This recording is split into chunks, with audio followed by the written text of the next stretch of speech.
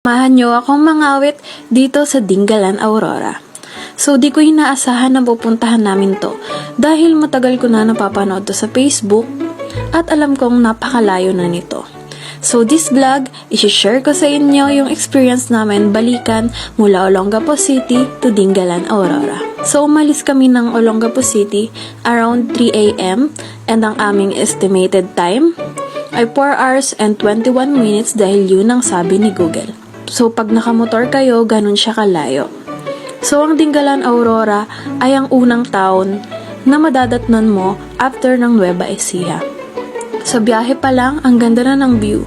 So, nag-stop over muna kami for breakfast dito sa Hermosa Balsic, Dinalupihan, Bataan. Kaya nagpagas muna kami full tank around 5:36 a.m. Di ko na masyadong matandaan kung saan banda na tong pinagasan namin na gas station.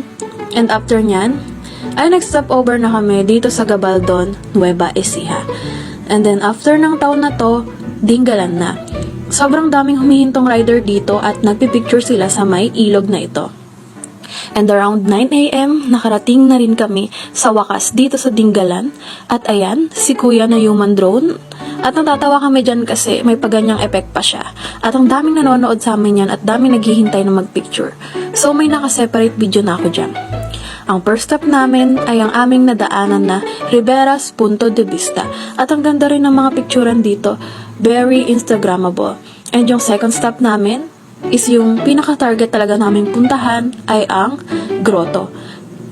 Ngunit bago yan, kami ay nagutom muna, kaya kumain kami muna sa baba ng grotto ng cup noodles, soda. Normal na lang sa kanila yung ganitong hangin and di namin expect na ganito na pala yung kalakas ng hangin pagdating sa taas.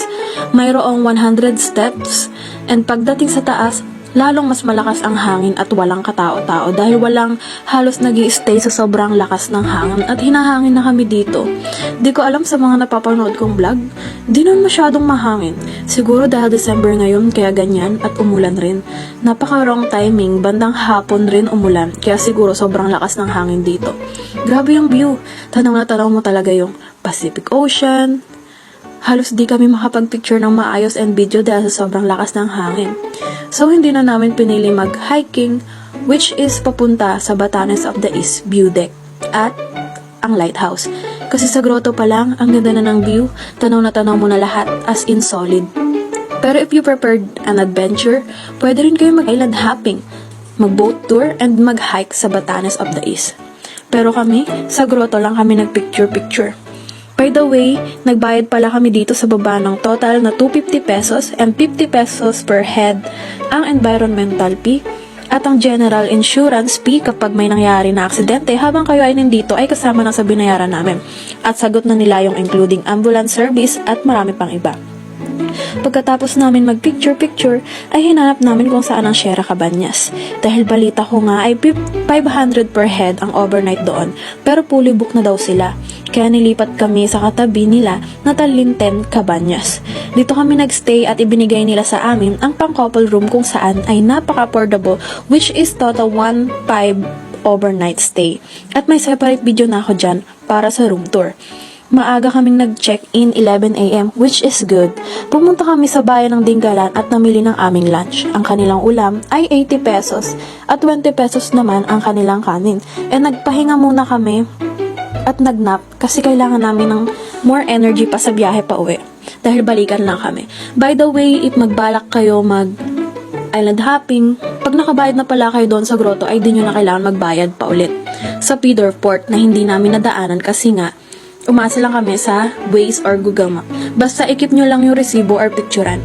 At dahil balikan lang kami, around 5 p.m. ay nag-decide na kaming umalis dahil umulan lang rin nung hanggang hapon. Buti na lang talaga ay nakapag-check-in na kami.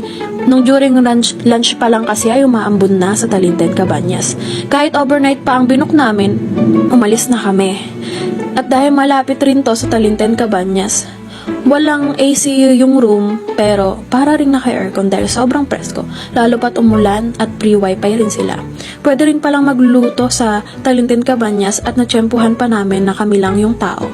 At bago kami umalis at umuwi ay nag-search muna ako ng pwede naming daanan bago umuwi at ang napili ko ay ang landmark na butas na bato. And eto yung barangay kung nasaan ang Talinten, Cabañas. Dito sa spot na to, matatanaw nyo rin yung Dingalan Bay na napakaganda. Parang kahit saan ka nga pumunta dito, ay napakaganda ng view. Then bumiyahin na kami pa uwi, nag-check out, and let me know in the comments kung may tanong pa kayo. And don't forget to follow our TikTok account. Inabot nga rin pala kami ng dinner sa Gapan, Nueva Ecija. At hindi ko na nabidyohan sa sobrang pagod namin at ngawit. Thank you for watching. Bye!